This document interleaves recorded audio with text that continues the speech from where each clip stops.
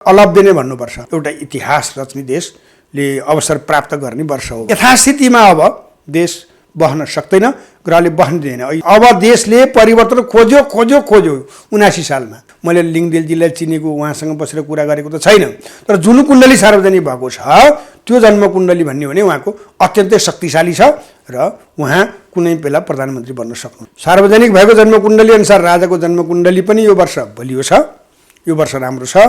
अर्को कुरा के छ भने देशले पनि के खोज्यो भने बलियो बन्न खोज्यो। बलियो हुनुको लागि एकताको रूपमा उभिन सक्ने व्यक्ति पनि उहाँको जन्म कुण्डलीले र वातावरणले पनि त्यही निर्माण गरेको हुँदा त्यो सम्भावनाहरू बढेको हो गत वर्षहरूमा भन्दा भन्न सकिन्छ। राजाको आवश्यकता हो अथवा राज संस्थाको आवश्यकता हो अथवा राजा ज्ञानेन्द्रको आवश्यकता हो कि अब 79 सालमा के परिवर्तन हुने सम्भावना छ? देश र जनताप्रति जिम्मेवार व्यक्तिले शासन गर्ने वर्ष हो, सुरुवात हो। विश्व चाहिँ यो वर्ष धेरै देशहरू मकमक्किन्छन्, थलथिलिन्छन् र हामी चाहिँ बुद्धि पुर्यायौँ भने गोता नखाइकन, बुद्धि पुर्यायो भने क्षति भएर अब हामीलाई कसैले रोक्न सक्दैन, अगाडि बढ्छौँ। यस वर्ष ग्रहले देशलाई पूर्ण रूपमा साथ दियो, देश र जनता र धर्मलाई।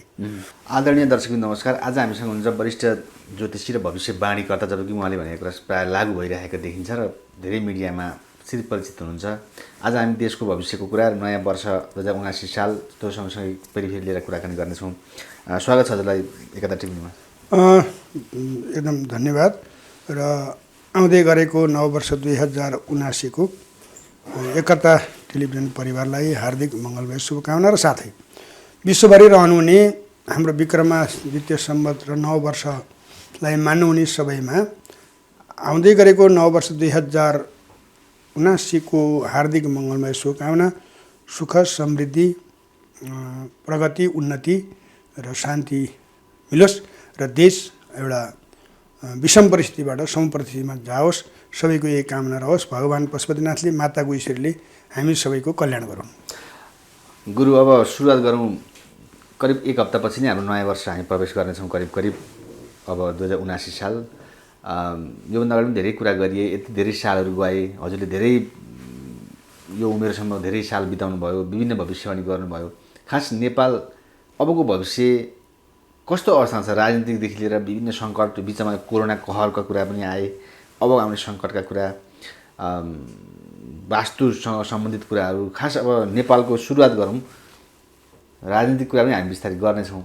कस्तो छ अबको समग्रमा, छोटोमा चाहिँ यो कुरा सुरुवात गरौँ त? अब पहिलो कुरा के छ भने वास्तुको कुरा गर्दा त वास्तुविदसँग सोध्नुपर्ने हुन्छ। अर्को कुरा के छ भने घर भए कतै भत्काएर फर्काएर बनाउने कुरा हुन्छ, देश त्यो कुरा भएन। अब वास्तु त हाम्रो अलिकति सामान्यतया नमिल्दैछ, त्यसले इफेक्ट गरिरहेको हो कि भन्ने होइन। अब यो यस्तो हो, अब यसो भन्ने हो भने त अब यत्रो नेपालले एकीकरण भयो, त्यो वास्तुले बिगारेन। विश्वमा हामी समृद्ध र शक्तिशाली थियौँ, भोटको लडाइँ जित्यौँ हामीले चाहिँ नि, के अरे अब अङ्ग्रेजसँगको लडाइँ जित्यौँ। त्यो बेला चाहिँ यो देशको वास्तु थिएन र त्यस कारण यो आजकल के हुन्छ भने हरेक चिजमा अतिरञ्जित गरिन्छ, त्यो छुट्टै कुरा हो। र अब हामी यो वास्तुको विषयमा चाहिँ वास्तुविदले नै व्याख्या गर्छौँ होला, त्यसलाई अब हामी वास्तुविद नभएको कारणले त्यतापट्टि नजाउँ। अब हाम्रो प्रसङ्ग छ नयाँ वर्षको। नयाँ वर्षको हिसाबले हेर्ने हो भने मेरो ज्योतिषीको यात्राको यो 33 वर्षमा सबैभन्दा राम्रो वर्ष परेको वर्ष हो भनेर भन्न सक्ने मुख्य वर्ष चाहिँ यो नव वर्ष 2079 पर्छ। अब त्यति मात्रै भनेर फेरि सुख नहोला तपाईँहरूको अब दर्शकलाई अथवा हाम्रो दर्शकलाई त्यतिले चित्त नबुझ्दा किन राम्रो छ त भने यस वर्ष शक्तिशाली ग्रहहरू जो वर्षमा हरेक समयमा परिवर्तन नगरिकन लामो समय बस्छन्, वर्षभरि बस्ने ग्रहहरू, अलि बलिया ग्रह र शक्तिशाली ग्रह 3टा ग्रह शनि, बृहस्पति र राहु। राहु यसै वर्ष 19 वर्षपछि तपाईँको मेष राशिमा आएको छ। मेष राशिको राहुले के भन्छ भने म जुन घरमा बस्छु त्यो घरलाई म जस्तै बनाउँछु भन्दाखेरि चाहिँ के छ भने देशका शत्रु निवारण गर्नको लागि देशको राशिदेखि 6टा भावमा गएर राहु बसेका छन्, मेषका राहु। र अर्को चाहिँ के छ भन्दा यस वर्ष हाम्रो यो संसारकै अलभ्य पुण्यभूमि, यो पुण्यभूमिमा विशेष धर्ममा दखल राख्ने धर्माधिकारी, न्यायाधिकारी, शिक्षाधिकारी बृहस्पति यस वर्ष प्रवेशको मन्त्री भएका छन्, जसको अब ठुलो ताकत हुन्छ मन्त्रीको। उनी आफ्ना घरमा नववर्ष आरम्भको बेलामा आफ्ना नक्षत्रमा देशको राशिदेखि 5मा भावमा गएर बस्छन् र शनि यस वर्षको राजा हुन् र उनी चाहिँ देशको राशिदेखि तृतीय स्थानमा बस्छन् र आफ्ना घरमा छन्। यति शक्तिशाली ग्रहहरू बिचमा घर परिवर्तन गर्दा शनिले गर्छन् फागुनको अथवा माघको 28 गते 27 गते जान्छन् 28 गतेदेखि लागू हुन्छ। त्यो बेलासम्म शनि पनि आफ्नै घरमा बस्ने र राजा भएको ग्रह, अनि फेरि त्यसबाट परिवर्तन भएर जाँदा पनि आफ्नै घरमा बस्ने राजा भएका ग्रह, फेरि देशको राशिदेखि तृतीय भावमा बस्ने र देशको राशिदेखि पञ्चम भावमा बस्ने बृहस्पति भावले यो एउटा ऐतिहासिक र आजसम्मका विकृति विसङ्गति आदि गरिएका सम्पूर्ण चिजलाई समाप्त गर्दै अब एउटा सुसङ्गठित भएर देशलाई विश्वसामु हिजकै अवस्थामा उभ्याउने वातावरण बन्ने वर्ष हो भनेर भन्न सकिन्छ। समग्रमा यो वर्षलाई हेर्ने हो भने ज्योतिषशास्त्रको दृष्टिकोणमा ऐतिहासिक वर्ष छ। यिनीहरू अलिकति जोडौँ, तपाईँ प्रश्न गर्न खोज्दै मैले रोकेँ, तर हामीले यो के बुझ्नुपर्छ भने यो हुँदाहुँदै पनि यस वर्षको राजा ग्रह शनि जेठको 17 गते वक्र हुन्छन्। त्यसपछि यस वर्षको मन्त्री ग्रह बृहस्पति साउनको 12 गते वक्र हुन्छन् र बृहस्पति मार्ग हुन्छन् मङ्सिरको 10 गते, शनि मार्ग हुन्छन् कार्तिक 3 गते। साउन 12 गतेदेखि कार्तिकको 3 गतेसम्म शनि बृहस्पति राजा मन्त्री दुवै वक्र भएको अवस्थामा चाहिँ वक्र ग्रहले उल्टो काम गर्छ। यदि हामी सञ्चारकर्मी नेतृत्ववर्गले यदि बौद्धिक वर्गहरूले बुद्धि नपुर्यायो भने क्षति भएर देश निर्माणतिर अगाडि बढ्छ, सम्पन्नतातिर शक्तिशाली बन्न अगाडि बढ्छ। बुद्धि पुर्यायो भने बिना क्षति ऐतिहासिक र विश्वको लागि उदाहरणीय बन्ने र हामीले शिर उचाउने उच्च शिर गरेर हिँड्ने अवस्था यो वर्षको ग्रहले हामीलाई सुरुवात गराउँछ। जस्तै गुरु बिचमा विभिन्न सङ्कटका कुरा आए 1-2 वर्षको बिचमा, तर हजुरले विगतको जस्तो राम्रो भन्नु पनि योभन्दा अगाडिको राम्रो जस्तो अब 79 साल राम्रो हुन खोजेको भन्न खोज्नु भएको हो कि अथवा कसरी यसलाई बुझाउने जनता? यो यस्तो हो, विगतको भन्दा राम्रो नै हो नै हो भन्न खोजे चाहिँ त्यही नै हो। तर यो यसरी हेर्दाखेरि ग्रहस्थितिलाई व्याख्या अथवा विश्लेषण गरेर हेर्दाखेरि यो विगत भनेर 2-4 वर्षको कुरा नभएर यो सम्भवतः यसरी मिलेको, जस्तै आफ्नै राशिमा बसेर राजा भएको, आफ्नै राशि र आफ्नै नक्षत्रमा बसेर मन्त्री भएको, अनि फेरि देशको राशिदेखि तृतीय स्थान र पञ्चम स्थानमा भएको र यसरी दुईटा मिलेको चाहिँ सायदै यो मैले भेटेको छैन, म खोज्दैछु। यसरी मिलेको ग्रहहरू, यसरी बसेका ग्रहहरू सालान्तरमा मैले भेटेको छैन। यो धेरै समय पछिको यो मिलेको ग्रह, यो धेरै समय, यसलाई भन्नु त अलभ्य नै भन्नुपर्छ, भेटेको छैन यसरी। जस्तै आफ्नै घरमा बसेको, देशको राशिदेखि तृतीय स्थानमा बसेको शनि राजा, त्यो पनि शक्तिशाली ग्रह, र आफ्नै घरमा आफ्नै नक्षत्रमा बसेको र देशको राशिदेखि पञ्चम भावमा बसेर बृहस्पति मन्त्री भएर वर्षारम्भ भएको खोजिरहेको छु, भेटेको छैन मैले। म्हणजे यो 79 साल वास्तवमै सर्वोत्कृष्ट इयर वर्ष। अब यसरी ग्रहलाई हेर्ने हो भने ग्रहलाई हामीले मान्दाखेरि यो उत्कृष्ट यस अर्थमा भयो, राजा मन्त्री दुवै आफ्ना घरमा, जो आफ्नो घरमा हुन्छ, आफ्नो घरमा हुने ग्रह शक्तिशाली हुन्छ। मैले यहाँनिर अघि पनि भने यो वक्र हुने समयमा हामीले बुद्धि पुर्याएनौँ, तपाईँ हामी पत्रकार बौद्धिजीवी र नेतृत्ववर्गले पुर्याएनौँ भने क्षति अलिक बढी होला। यदि त्यो समय हामीले बुद्धि पुर्यायौँ भने, अगाडि नै हामीले चाहिँ विधि मिलायौँ भने बिना क्षति नै एउटा इतिहास रच्ने देशले अवसर प्राप्त गर्ने वर्ष हो भन्छ। जस्तै विभिन्न विज्ञ विद्वानले देश सङ्कटमा पर्दैछ, विभिन्न यो विश्वव्यापी रूपमा आएको जस्तै रुस युक्रेनको घटनादेखि लिएर एमसिसीदेखि लिएर यो वर्ष भएर देशलाई असर पनि गर्यो र गरेकै छ। बेला सङ्कट आउने, कहिलेकाहीँ पेट्रोल नपाउने, कहिलेकाहीँ महँगी भान्सासम्म पुग्ने, यो 78 सालभित्र विभिन्न भए। कोरोना कहरलाई अन्तिम यही 78को अन्तिममा अलिकति समाप्त हो कि भन्नेमा भएर 79मा सायदै त्यो होला। भनेपछि सङ्कट अब यो 79मा यो अहिले जुन चुनाव आउँदैछ, यो पनि महत्त्वपूर्ण कुरा छ। 79 सालको हजुरले भनेको राम्रो साल सँगसँगै चुनाव छ, यो चुनावले राम्रो अर्को 5 वर्षसम्म केही होला भन्ने आशा। भनेपछि अब आउने चुनावमा आएका नेतृत्व वर्गहरूबाट राम्रो आशा गर्न सकिन्छ यो अहिलेको 5 वर्षको भन्दा अहिलेको अब आउने 5 वर्ष के भन्न सकिन्छ? होइन, अब तत्काल अब चुनाव हुन्छ हुँदैन त्यो मलाई थाहा छैन। म अब चुनावको बारे त राजनीतिकर्ताहरूले विश्लेषण गर्ने कुरा हो। ज्योतिषीय दृष्टिकोणमा चाहिँ के हुन्छ भने अब देश धर्म र मानव नागरिकप्रति जिम्मेवार हुने व्यक्तिहरू नै राज्य सत्तामा पुग्ने हो र देशलाई, धर्मलाई, राज्यलाई, जनतालाई धोका दिने मान्छेहरू बहेर गुमाउनु हुने वर्ष हो। यसमा कुनै पनि चिन्ता गर्नुपर्ने छैन, सबै पाहाला छ।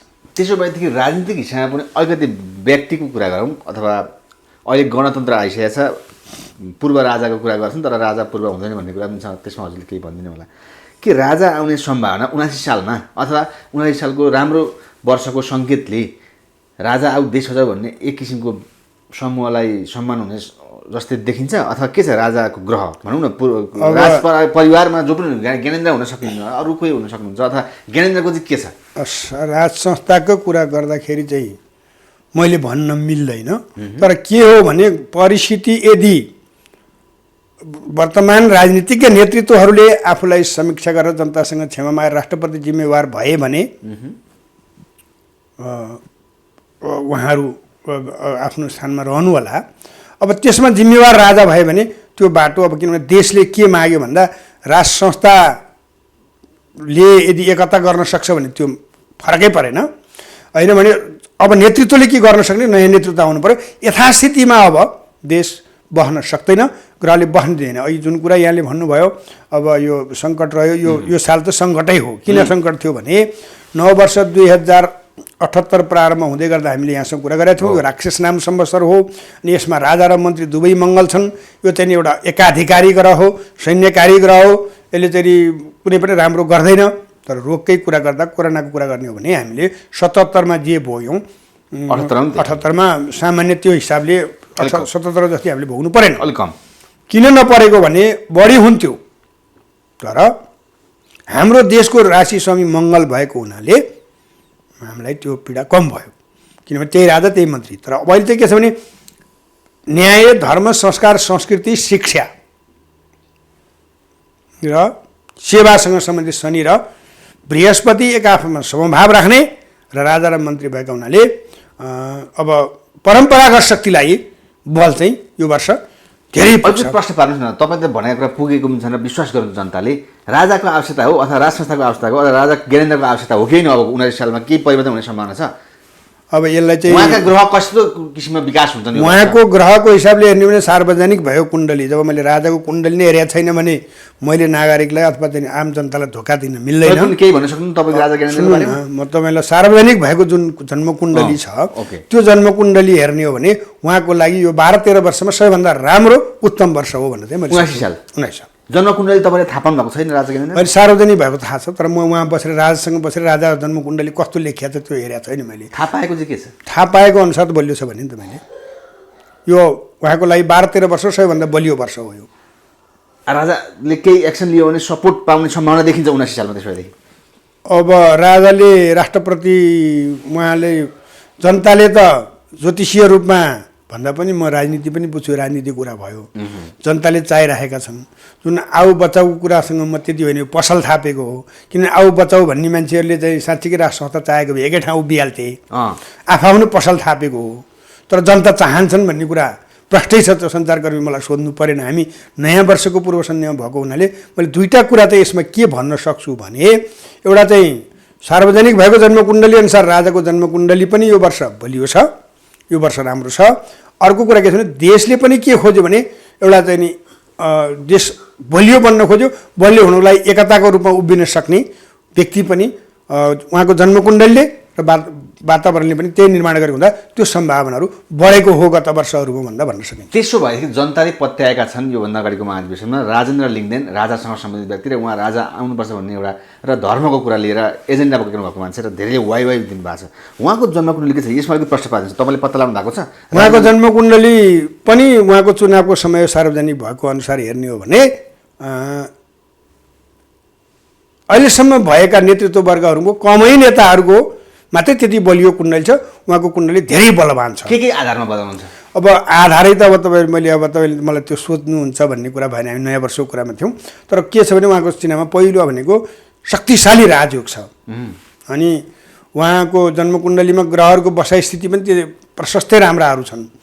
अब यसलाई चाहिँ हामी फेरि अर्कै एउटामा उहाँको कुण्डलीकै बारेमा व्याख्या गर्नु जो सार्वजनिक भएको छ। सार्वजनिक भएकै आधारमा किन भन्न नखोजिया हो भने सार्वजनिक हुँदाखेरि कसले कस्तो तरिकाले गर्यो मैले लिङ्गदेलजीलाई चिनेको उहाँसँग बसेर कुरा गरेको त छैन तर जुन कुण्डली सार्वजनिक भएको छ त्यो जन्मकुण्डली भन्ने हो भने उहाँको अत्यन्तै शक्तिशाली छ र उहाँ कुनै बेला प्रधानमन्त्री बन्न सक्नुहुन्छ। यो अरू जनताले दिएको क्रेजको आधारमा भन्नुभएको साँच्चै भविष्यवाणी गर्दै हुन्छ तपाईँले? जनताको ठुलो आशाको व्यक्त। अब म तपाईँलाई एउटा कुरा यिनीहरू जोड दिउँ ज्योतिषभन्दा बाहिरको जनताले दिएको क्रेजको कुरा गर्ने हो भने त श्री 5 ज्ञानेन्द्र उहाँले आफ्नै हातमा शासन लिएर देश विदेशमा घुम्दा त्यहाँ के कम मान्छे थिए तपाईँहरूले नदेखा हो। अनि उहाँ नारायणटीबाट निक्लिने बेला उहाँको पछि कतिजना मान्छे भए।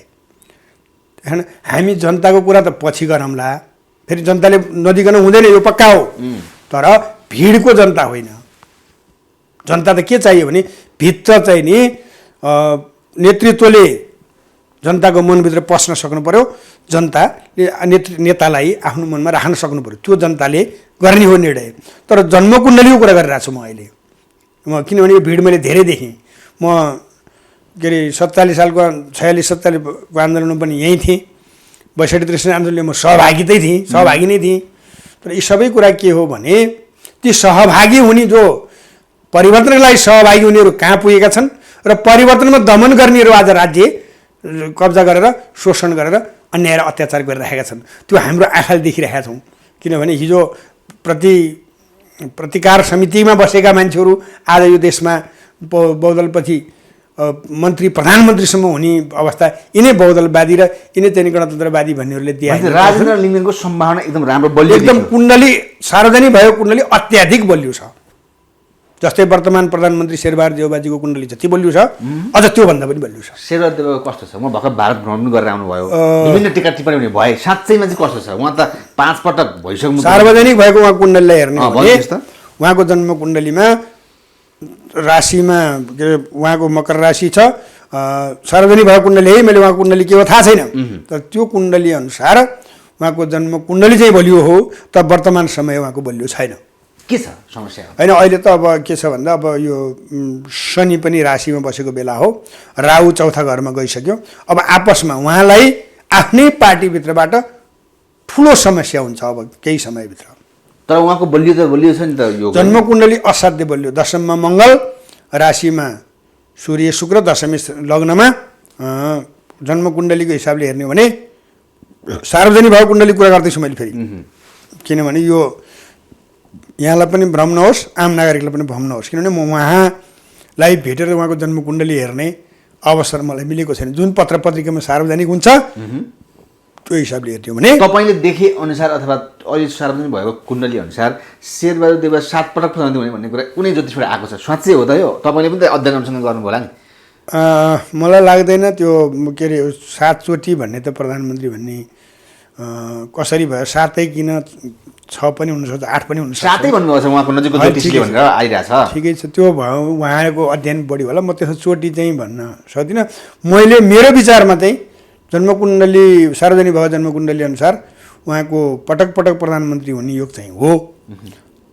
5 पटक त भइसक्नु हो, अब 7 चोटि भनिएको छ। अब 7 चोटि भने ज्योतिषले भनेको कुरा हो नि। त्यसलाई त्यो अहिले बहसमा हामी नयाँ वर्षको बहसमा जाउँ। यो वर्ष ती कुराहरूको प्रसङ्ग पनि छैन। त्यसो यो वर्षमा चाहिँ शेरबहादुर देउबा कस्तो छ? 79 सालमा चाहिँ 79 सालमा चाहिँ अलिकति ग्रहस्थिति अप्ठ्यारो छन् राशिको हिसाबमा है देउबाजीको। हजुर, एकदमै चर्चामा रहनुहुन्छ र देशमा गणतन्त्र ल्याउने मेरो भूमिका बढी भनेर पनि भन्नुहुन्छ नि पुष्पकमल दाहाल प्रचण्ड। उहाँको चाहिँ जन्मकुण्डली कस्तो? उहाँले आफ्नै मुखले भनेअनुसार उहाँको अवस्था विगत 2-3 वर्षदेखि बिग्रिँदै गयो। यो वर्ष पनि राम्रो छैन। बरु 77 साल केही सही सामान्य थियो, अलिकति राहत मिल्थ्यो। 78 साल 79 साल चाहिँ उहाँको लागि त्यति राम्रो छैन, अप्ठ्यारो छ। त्यसो भएदेखि गुरु प्रचण्ड केपी ओली जस्तै योभन्दा अगाडि मिलेर नेकपा बने, जनतालाई गर्ने कुरा आयो, अब फेरि मिल्ने सम्भावना के छ? चुनाव आउँदैछ, यो योग कस्तो छ? यसमा कम्बाइन गर्दाखेरि प्रचण्ड र केपी ओली फेरि जोड। अब राशिको हिसाबले हेर्ने हो भने यो कस्तो हो तपाईँको भने उहाँहरूको प्राकृतिक नभएर अप्राकृतिक हुन्छ जहिले पनि। जस्तो हो, म तपाईँलाई उदाहरण के दिउँ भने गिरिजाप्रसाद स्वर्गीय गिरिजाप्रसाद कोइरालाज्यूको मिथुन राशि, यसमा विमति नै छैन। त्यसपछि शून्यमा आएसम्म शेरबहादुरज्यूको मकर राशि। नेपाली काङ्ग्रेसभित्र कसैले हल्लाउन सकेन र गिरिजाप्रसादलाई हल्लाउन सक्ने को हुनुभयो? शेरबहादुरज्यू हुनुभयो होइन। अब प्रचण्डको पनि मिथुन राशि, प्रचण्डकै मुखले भने हो। शेरबहादुरको पनि मिथुन राशि। उहाँहरू पनि मिल्न सक्ने हुँदैन दीर्घकालीन रूपमा, केही स्वार्थले केही चिज जोडिएला। र केपी ओलीको पनि शून्यमा आएसम्म मकर राशि, र उहाँको मिथुन राशि, यो त मिल्ने नै होइन। उहाँहरूको प्रश्न देखियो, यो त मैले सायद यहाँसँग हो या कसैसँग भनेकै छु, किनभने यो कारणले गर्दा सायद मैले सगरमाथा टेलिभिजनमा होला। त्यस कारण यो सम्बन्ध उहाँहरू जोडिएर जुन एउटा पार्टी हुनुभयो, उदाहरण चाहिँ मैले शेरबहादुर गिरिजाप्रसाद शेरबहादुर देउबाजीको दिएर यस्तो भएको छ, यो आधारमा पनि उहाँहरू लामो समय मिल्नुहुन्न भन्ने हो। र अब शेरबहादुरजीले कसरी उहाँसँग गठबन्धन गर्नुभयो, के स्वार्थ आयो थाहा छैन मलाई। उहाँसँग नमिल्ने कुरा उहाँले हिजै भएको कुरा हो। फेरि उहाँ स्वयं प्रशस्त ज्योतिष जान्ने मान्छे हो। शेरबहादुर देउबाजी सामान्य काठमाडौँमा आजभोलि रोजीरोटी गरेर खाने ज्योतिषहरू 90% ज्योतिषहरूभन्दा माथि उहाँ आफै जान्नुहुन्छ। यो देशमा 3टा प्रधानमन्त्री हुनुहुन्छ ज्योतिष जान्ने, लोकेन्द्र बहादुर चन्द, एउटा त बित्नुभयो पूर्व प्रधानमन्त्री मरिचमान सिंह, त्यसै गरी शेरबहादुर देउबा। उहाँहरू ज्योतिष राम्रो जान्नुहुन्छ। मतलब उहाँहरूलाई बेसिकली आधारभूत कुराहरू नआउला, तर कुन ग्रह कहाँ बसेर के हुन्छ भन्ने कुरा राम्रो आउँछ। जस्तै प्रचण्डको अलिकति महत्त्वपूर्ण चाखलाग्दो के छ भनेदेखि उहाँको पारिवारिक नजिकका व्यक्ति पनि अलिकति राम्रो पोस्टमा पुगेको कुरा, छोरी मेयरका कुरामा छन् होइन, श्रीमतीका कुरा, विभिन्न कुराले गर्दा उहाँ कहिलेकाहीँ आफू भावुक पनि हुनुहुन्छ। मलाई चाहिँ आफ्नै परिवार अथवा आफ्नै पार्टीका व्यक्तिबाट सङ्कटमा पार्ने हुन् भन्ने आफै भन्नु पनि हुन्छ। साँच्चै यो उहाँको भनाइ ज्योतिषशास्त्रमा मिल्छ अथवा चाहिँ उहाँको अबको सालको अवस्था कस्तो हुन्छ? होइन, यो आउँदो साल पनि उहाँको त्यति राम्रो छैन, किनभने केन्द्र भङ्ग योग राज्य भङ्ग योग बनाएर 10औं स्थानमा बृहस्पति बस्छ राशिको। त्यो हिसाबले हेर्ने हो भने राजनीति बाहेक अन्य कुराहरू चाहिँ कुनै पनि मिथुन राशिलाई, प्रचण्डलाई मात्रै होइन, एकदम राम्रो नै पर्छ आए हिसाबले अन्य कुराले। तर राजनीतिक हिसाबमा चाहिँ के हुन्छ भने जहाँ बृहस्पति बस्छन् त्यहाँ स्थान हानि गर्छन्। यो वर्षको मन्त्री ग्रह उहाँको चाहिँ राज्य भङ्ग योग बनाएर 10औं स्थानमा छ भने अर्को राजा ग्रह चाहिँ 8औं स्थानमा छन् भनेपछि उहाँको लागि यो अप्ठ्यारो सङ्कटको वर्ष हुन्छ यसरी भन्ने हो भने। यदि त्यो राशि हो भने यो सँगसँगै केपी शर्मा ओलीको के छ? उहाँको नि मकर राशि भनेको छ, मकर राशि हुनुहुन्छ, उहाँको मकर राशि भनेको छ, शून्य हो होइन। त्यो हिसाबले हेर्ने भने त उहाँको पनि अवस्था अहिलेको वर्तमान प्रधानमन्त्रीको जस्तै हो।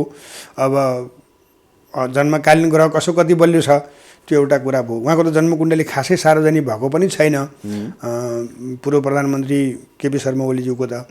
त्यसकारण मकर राशिलाई चाहिँ आपसी झगडा, उहाँलाई पनि आफ्नो पार्टीभित्रको समस्या मिलाउन धेरै गाह्रो हुन्छ 79 भरि। हजुर।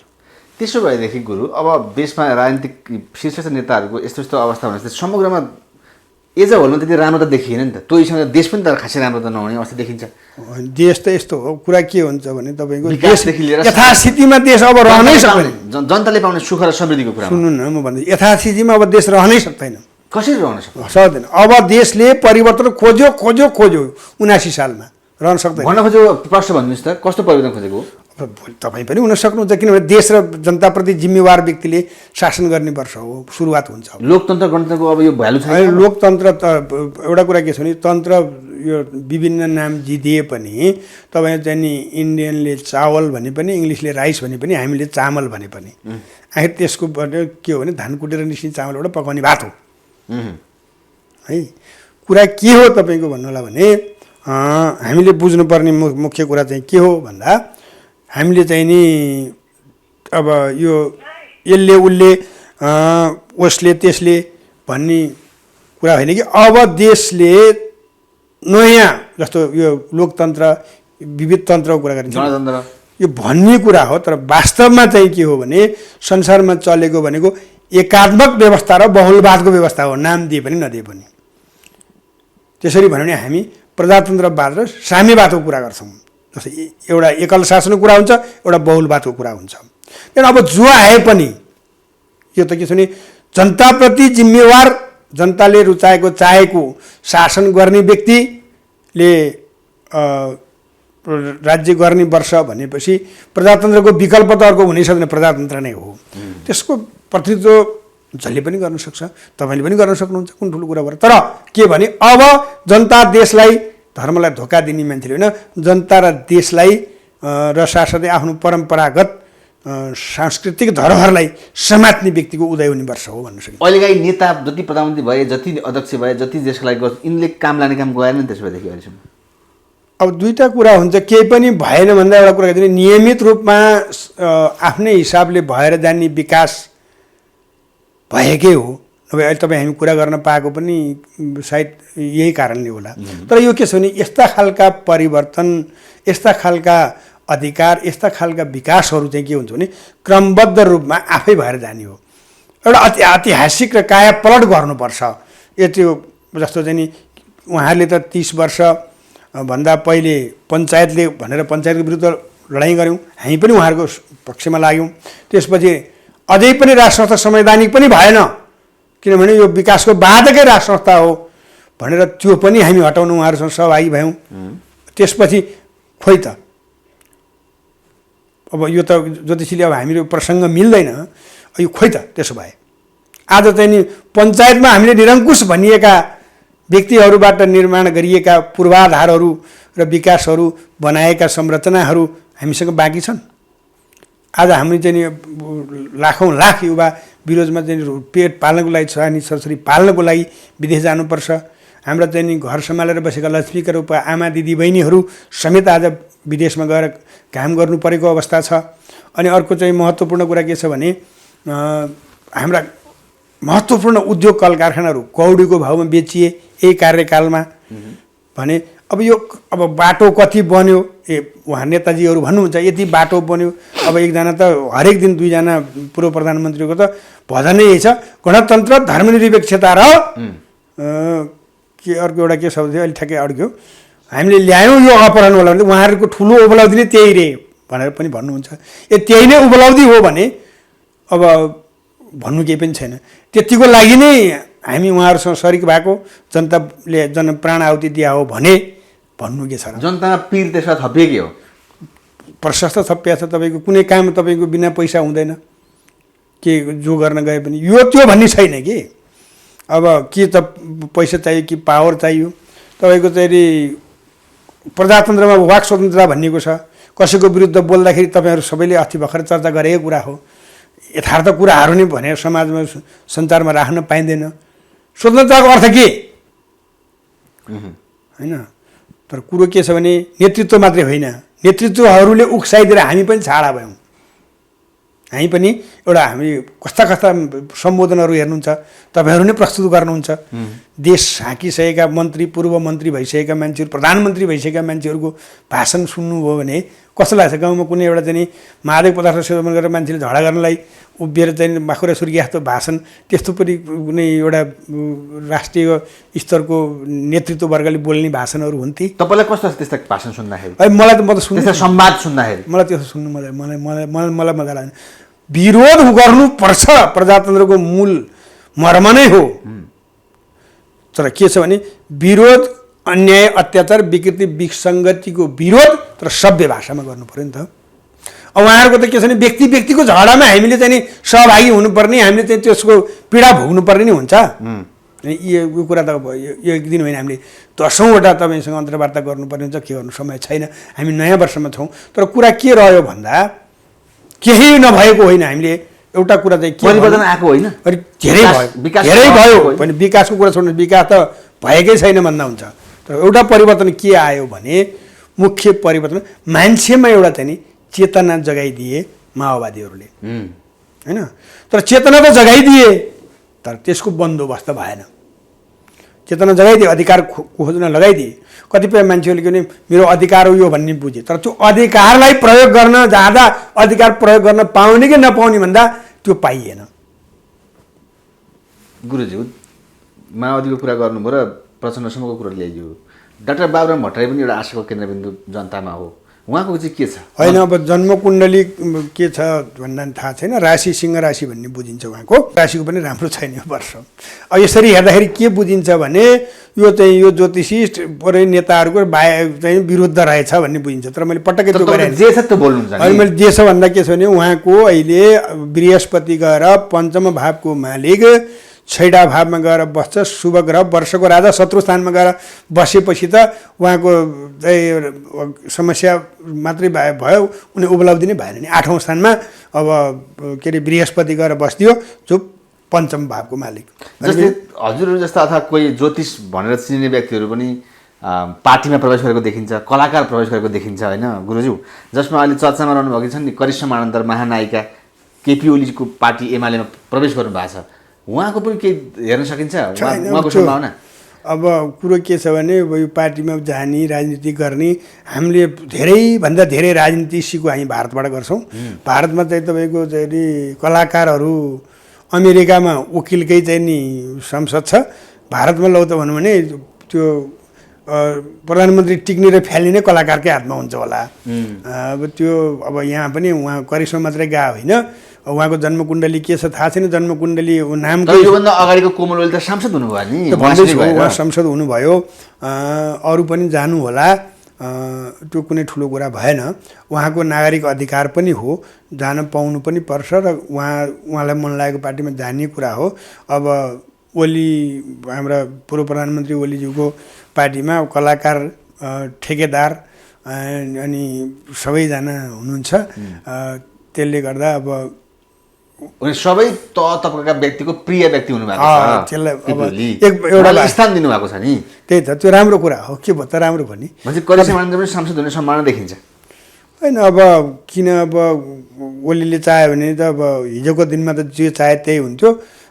अब जागिर छोडेको 6 महिना नपुग्दै नवराज सेलवालाई बनाइदिनु भयो त उहाँले, मान्ने होइन र। तर अब त्यो सपनाहरू कसैले पनि नदेखेको हुन्छ 79 सालदेखि। 79 साल मात्रै होइन, 79 सालदेखि चाहिँ कसैले चुड्की लगाएकै भरमा कसैलाई बनाइदिने, कसैले चुड्की लगायो भनेर कसैलाई फालिदिने दिनहरू गए अब सबैको। त्यसो भएदेखि समग्र 79 साल नयाँ वर्ष र त्यसपछिका कुराको समग्र देशको अवस्था र राजनीतिकरणको कुरा हामीले गऱ्यौँ। अब देश सुख समृद्धिको अवस्थामा तपाईँले भने जस्तो अर्को नयाँ केही कुरा आयो भने मात्रै हुने हो, नभएदेखि अझ लथालिङ्ग हुँदै जाने हो? विश्वकै हिसाबमा हेर्ने हो भने नेपाल देश होइन, विश्व चाहिँ यो वर्ष धेरै देशहरू मकमक्किन्छन्, थलथिल्लिन्छन् र हामी चाहिँ बुद्धि पुर्यायौँ भने गोता नखाइकन, बुद्धि पुर्यायो भने क्षति भएर अब हामीलाई कसैले रोक्न सक्दैन, अगाडि बढ्छौँ। अगाडि बढ्छ नेपाल त्यसदेखि। अब सुरुवात हुन्छ। जनताको भावना र जनचेतना अलिकति बढेको छ अहिलेको। जनता भावना कुरा गर्नु त जनता जतिको अहिले जति सचेत कहिले होला र? इतिहासमै भएको छैन एउटा यति सचेत जनता। यति सचेत जनता त मैले तपाईँको प्रजातन्त्रकै जननी भने बेलायतमा पनि देखाएको छैन। म 3 पटक गएको, बेल्जियमदेखि लगायतका युरोपका धेरै मुलुकहरू गएको छु। अब सबैभन्दा हाम्रो टाइम लाग्ला। अमेरिकै 5 पटक गएको छु, जापानै गएको छु जहाँ चाहिँ नि एउटा समृद्ध मुलुक हो, अस्ट्रेलिया गएको छु जहाँ एक्लै महादेश हो। तर कुरा के छ भने जहाँ पनि नेपाली त पुगेका छन् नि। होइन, पुगेका छन्। मैले भन्न खोजेको नि यति सचेत जनताहरू, हामी त बढी सचेत भयौँ कि भन्नुपर्छ कि। तर सचेत जनताहरू कहीँ पनि छैन, तर यो वर्ष अझै सचेत भएको छन्। त्यसो भएदेखि 2079 साल अब हजुरले भने जस्तै योभन्दा अगाडिका समग्र देशभन्दा फरक र राम्रो नै देखियो ग्रह गोचरमा हो भनेदेखि अब नेतृत्व वर्गले पनि सोच्ने बेला आएको छ त। हजुरका कुरा सुन्नु पनि हुन्छ नि त। उहाँहरूले सुन्दा अब पूर्वाग्रही भएर सुन्नुहुन्न भने उहाँहरूलाई म के अनुरोध गर्छु भने यस वर्ष ग्रहले देशलाई पूर्ण रूपमा साथ दियो, देश र जनता र धर्मलाई। उहाँहरू प्रायश्चित गरेर, उहाँहरूको न्यायाधीश त्यो सर्वोच्च होइन, उहाँहरूको न्यायाधीश जनता हो। जनतासँग प्रायश्चित गरेर क्षमा मागेर उहाँहरूले नै राज्यलाई समृद्धिको बाटोतिर लानुभयो भने उहाँहरूको नि राम्रो, देशको नि राम्रो, जनताको नि राम्रो, विश्व सामु पनि मेलमिलापमा गए भनेर भन्दाखेरि उनीहरू पनि हच्किने भएर हामी ठाडो हुने भयौँ। यदि उहाँहरूलाई अब अझै घमण्ड र अभिमान छ भने अब त्यो चाहिँ चुरचुर हुन्छ। देशमा भएका बेरोजगारी समस्या, कति विदेशमा जानुपर्ने, उहाँबाट लास भराउनु पर्ने, अझै जाने कुरा आएको छ। यस्तो चाहिँ के छ अबको युगमा? होइन, अब यो त यस्तो हुन्छ नि, एउटा ज्योतिषीले भन्दैमा कर्म र भाग्य दुईवटा कुरा हो। 1 वर्षमा तपाईँ यत्रो चाहिँ कायापलट गर्ने त के हुन्छ, सुरुवात हुने हो नि। अब रोजगारीहरू, अब रोजगारीका अवसरहरू निर्माण हुँदै जाने, अब जनताहरू देशमुखी हुने, नेताहरू जनमुखी हुने, न्याय प्रणाली पारदर्शी हुने, सुरक्षा संयन्त्र देश र जनताप्रति इमान्दार हुने, कर्मचारी समिति, यी सबै क्षेत्रलाई बनाउँदै जाने हो। बनाउँदै जाने क्रमको यो सुरुवात हो। अब आजको भोलि ज्योतिषीले भनेर तपाईँले प्रस्तुत गरिदिनु भयो, अरूले पत्याइदिनु भयो, मैले भने वाह पनि पाएँ, भोलि केही पनि भएन। त्यो हामी त्यस्तो एउटा कपोल कल्पित कुरा नगरौँ। तर के छ भने सुरुवात हुन्छ। अब नयाँ वर्ष लाग्दैछ, 1 वर्षमा तपाईँ अब 80 लाख भनेर तपाईँहरूले प्रस्तुत गर्नुहुन्छ। 80 लाख मान्छे, बाहिरका मान्छेलाई 1 वर्षमा रोजगारी दिनलाई के चाहिँ त्यस्तो चमत्कार गर्न सक्नुहुन्छ र? त्यो सम्भव हुँदैन। त्यसो भएदेखि राजनीतिक एजेन्डा लिएर आएका पनि छन् नि, धर्मका कुरा, हिन्दू धर्मका कुरा, नेपालको कुरा। यो हिसाबमा नेपाल विविधता सांस्कृतिक सम्पदाले भरिएको देश, यसको जगेर्ना र यो कुरामा चाहिँ तपाईँ जस्ता विज्ञ ज्योतिष यो बुझेका व्यक्तिहरूको धर्म संस्कृति र हिन्दूको कुरा कसरी बुझ्नु भएको छ? अबको अवस्था कस्तो हुन्छ? होइन, धर्म यस्तो हो, अहिलेसम्म त धर्मको व्यापार भएको छ नेपालमा। होइन, सबै तर्फबाट व्यापार भएको छ। हामीले नेतृत्वलाई मात्रै दोष दिएर हुँदैन। कसरी व्यापार भयो? होइन, अब तपाईँको चाहिँ समूहमा जाने, आफ्नो देश र धर्मको होइन कि आफ्नो संरक्षण गर्ने, फाइदा लिने, त्यसबाट चाहिँ राजनीति फाइदा लिने।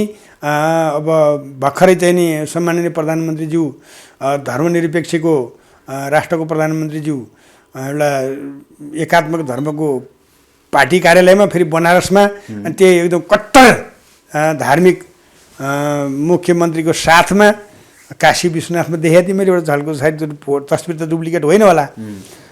अब कुनै पूर्व प्रधानमन्त्रीले राम नि ठोरीमा जन्मिया भनेको छ।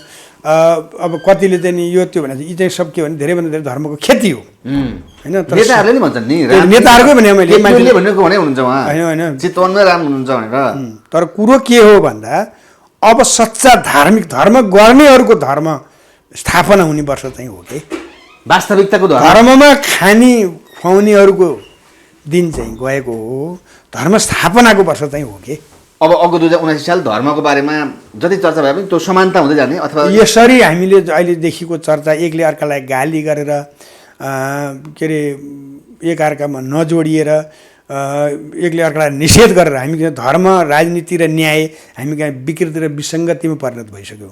किनभने त्यहाँ एकले अर्कालाई निषेध गर्ने त्यस्तो नि कुनै धर्म हुन्छ? धर्म भने त कस्तो हुन्छ भने आफ्नो धर्म मान्ने हो, अर्को धर्मलाई अपमान गर्ने होइन। अनि अरू कुरा के भने राष्ट्रिय धर्म हरेक मानवको मानव धर्मभित्र पर्छ। हामी कहाँ कहिले चाहिँ धर्म सापेक्षित हो र? हामी कुरै गर्ने हो भने धर्म सापेक्ष मुलुकमा त धार्मिक सभाले चाहिँ सम्पूर्ण राज्यको नीति निर्माणको कुरा गर्छ। हाम्रो त धर्मले कुनै पनि राजनीतिक क्षेत्रमा त हस्तक्षेप गरेको छैन, बरु अहिले हस्तक्षेप गरेको देखिन्छ।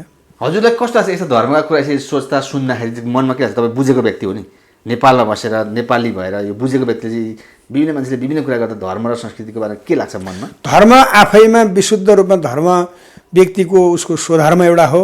राष्ट्रिय धर्म हरेक देशको हुन्छ। म विभिन्न देशमा गएको छु, सबैको राष्ट्रिय धर्म छ र संसारमा सबै खालको धर्महरू जति प्रचलित धर्मनिरपेक्ष कुरा ल्याउँछ नि यहाँ त। सुन्नु न, सबै धर्मका कुनै न कुनै राज्य छ। कसैका धेरैवटा छन्, क्रिस्चियनका कयौँ राज्य छन्, मुस्लिमका कयौँ राज्य छन्, जुफको पनि छ, बुद्धिस्टका पनि छन्। तर संसारमा प्राचीन सभ्यता बोकेको प्राचीन धर्म र सिङ्गो एकल एउटा भएको हिन्दू राज्य किन गरियो? जनताको माग थियो 62-63 आन्दोलनमा, हामी पनि लागेको। त्यति बेला उहाँहरूले धर्मनिरपेक्ष भन्नुहुन्थ्यो भने सायद हामी लाग्दैन थियौँ। कुरो के रह्यो भन्दा थुप्रै क्षेत्रमा विसङ्गति र विकृतिहरू भित्र्याइए, षड्यन्त्र गरिए, त्यो छुट्टै कुरा हो।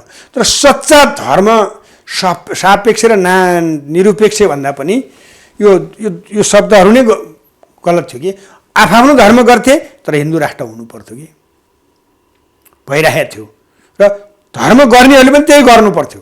तर उहाँहरू किन 108वटा समूहमा जोडिनु भएको छ त? एकै ठाउँ उभिए भइगयो नि त। कि भाग खोजे होइन? राजा भन्नेले त्यही भाग खोजे होइन? अब त्यो ठिक छैन, ऊ ठिक छैन, ऊ ठिक छैन, राजा ठिक भइकन अरू व्यक्ति किन ठिक हुनु पऱ्यो? 10 ठाउँमा उभिने के भने उहाँहरूले पसल थाप्यो।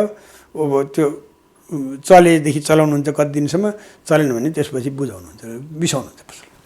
कुरो के हो भने सच्चा धर्म जे पनि एउटा कस्तो हुन्छ भने तपाईँको नीति नियम निष्ठा र इमानमा चल्नुपर्छ। सच्चा धर्म भन्ने यस्तो चिज हो, कसैप्रति गाली गलोच गर्ने होइन कि। धर्म परिवर्तन गरायो भने त्यो त परिवर्तन नगराउनको लागि त धार्मिक मान्छेहरूले त्यो गराउन नदिने वातावरण बनाउनु त राज्यको भन्दा बढी जिम्मेवारी त त्यो व्यक्तिको हो नि त। अरू तपाईँ कुन चाहिँ पण्डितको छोराले संस्कृत पढाएको भेटाउनुहुन्छ तपाईँ? अनि कसका चाहिँ नि छोरा नाति आज विदेशमा छैनन् पण्डितका? सबै छन् नि। अनि कुरा गरेर मात्रै हुन्छ, गाली गरेर मात्रै हुन्छ? आफूलाई भन्नु पर्दैन? आफूले चाहिँ जिम्मेवारी वहन गर्नु पर्दैन? कुरा के हो भने सबै धर्महरू आफ्ना ठाउँमा इमान्दारीपूर्वक गर्नको लागि सुरक्षित हुनुपर्छ। तर एक धर्मले अर्को धर्ममाथि प्रहार गर्ने, एक धर्मले अर्को धर्मावलम्बीहरूलाई परिवर्तन गर्ने र किनिवेश गर्ने स्वार्थ शक्तिमा प्रेरित गरेर कमजोर बनाएर राजनीतिक उद्देश्यद्वारा ल्याइएका र चलाइएका कुनै पनि धर्महरू हामी चाहिँ त्यस्ता दुवै पक्षको विरुद्धमा हुन्छौँ। अन्तिममा दर्शकहरूलाई बाँकी केही छ भन्नुपर्ने? होइन, अब यस्तो हो, हामीले कुरा पत्रकारको प्रश्नको उत्तर दिनुपर्ने। हामी नयाँ वर्षमा भन्दा बढी केन्द्रित अन्य क्षेत्रमा भयौँ। म के भन्छु भने अब हामीले कुनै पनि क्षेत्रमा यदि हाम्रो पुर्खाले दिएको हामीलाई दिएको आशिष सन्देश र आम नेपाली नागरिकले हामी समाजलाई सामाजिक मान्छेले दिएको जिम्मेवारी कसैप्रति आग्रह पूर्वाग्रह नगरिकन आफ्नो विषयमा जतिसक्दो अध्ययन अनुसन्धान गरेर राजनीति होस्, ज्योतिष होस्, अनि कानुनी कुरा होस्, व्यवसाय होस्, मानवप्रति जिम्मेवार भएर, राष्ट्रप्रति जिम्मेवार भएर कूटनीतिलाई पनि जति जति हाम्रा राज्यभित्र नीति छन् त्यसलाई हामी यो वर्ष ग्रहले पनि साथ दिएको छ। राजा मन्त्री दुवै हाम्रा देशका लागि अति मित्र र शक्तिशाली रूपमा उभिएर बसेका छन् र हामी जनताहरूले पनि प्रशस्त रूपमा चाहिँ नि राष्ट्रहितमा आवाजहरू उठाएका छन्। यो आवाजलाई सम्बोधन गरौँ, यो ग्रहले दिएको अवसरलाई सदुपयोग गरौँ र नव वर्ष 2079मा हामी अरूको सामु झुक्ने होइन, ठाडो शिर गरेर हिँड्ने वातावरण निर्माण गरौँलाई, निषेधको राजनीति अन्त्य गरौँ र सबै मिलेर राष्ट्रियताका विषयमा त मैले घुमेको विश्व संसारमा यही एउटा मुलुक होला आठतिर फर्किने। अब अरू कुनै पनि मुलुक राष्ट्रियताको विषय जब आउँछ उनीहरू एकजुट हुन्छन्। अब आफ्नो पार्टीमा आफ्नो विचारमा जतिसुकै लडाइँ गरे पनि राष्ट्रिय समस्या अथवा राष्ट्रिय कुरा आइसकेपछि उहाँहरू एकजुट हुन्छन्। अब हामीका चाहिँ के हुन्छ भने अब भूकम्प आयो अथवा बाढी पहिरो आयो भने कतै एकजुट भएको जस्तो देखिन्छ। अब अरू बेला चाहिँ आयो भने हामी सबैभन्दा हामी कमजोर कहाँ छौँ भन्दा हामी अन्तर्राष्ट्रिय मानिसहरू हाँस्ने गरी हामी कूटनीतिमा कमजोर भएका छौँ र राष्ट्रिय नीतिमा हामी कमजोर भएका छौँ। हामीले के बुझ्नु छ भने यो वर्ष ग्रहले पनि साथ दिएको छ, जनआवाज पनि त्यसै गरी उठेको छ र म के भन्छु सबैलाई भने अब हामीले जे गऱ्यौँ, हिजो जे भएको राम्रो गर्नेलाई सम्मान गरेर नराम्रो गर्नेलाई पनि गाली नगरौँ। अब राम्रो गर्नको लागि एकताबद्ध भएर अगाडि बढौँ। ग्रहले हामीलाई साथ दिएको छ, किनभने भाग्य र कर्म भन्ने चिजहरू एक सिक्काका दुईटा पाटा हुन्। भाग्यले दिँदैमा सुतेर त केही पनि चिजहरू आउँदैन। त्यस ग्रहले अवसर प्रशस्तै दिएको छ। अब त्यो ग्रहले दिएको अवसरलाई सदुपयोग गर्ने हामी काम गरौँ र जो मान्दैन त्यसलाई हामी बहिष्कार गरौँ। जो मान्छ राष्ट्रहितमा एक ठाउँमा उभिन राष्ट्र निर्माण गरौँ र धर्म, संस्कार र संस्कृति र हाम्रो स्वाभिमानता र हाम्रो इमान्दारिता, जुन आज नेपालीको एउटा खुकुरी बम बारुद तर्स्यो खुकुरीले, आज हामीसँग त्यस्ता पुर्खाहरूले हामीलाई जन्माएर हाम्रो शरीरमा बगेको रगत त्यस्तो छ। तर आज हामी अरूसँग तर्सेर पैसामा मात्रै सबै कुरा हुन्छ भनेर जसरी हामी नतमस्तक छौँ, त्यो ग्रहले पनि साथ दिएको छ। हामी आफूलाई पनि सुधारौँ र गाली होइन, प्रेम, सद्भावना, सहकार्य गरेर देश बनाउन अघि बढौँ भन्ने यो नव वर्षको यो एउटा पावन अवसरमा ग्रहले दिएको शुभ अवसरलाई सदुपयोग गरौँ भन्दै म यो भन्ने मौका यहाँ दिनुभएकोमा एकता परिवार, स्वयं तपाईँलाई र सम्पूर्ण तपाईँको परिवारलाई, त्यो एकता टिभी परिवारलाई र आम समुदाय देश-विदेशमा रहने सम्पूर्ण नेपालीलाई नव वर्षको एकता, राष्ट्र निर्माण र धर्मस्थापनाको वर्ष सिद्ध गर्न अघि बढौँ भन्ने शुभकामना प्रदान गर्दै बिदा हुन चाहन्छु। हवस् त, नमस्कार। हस्, शुभकामना। Thank you.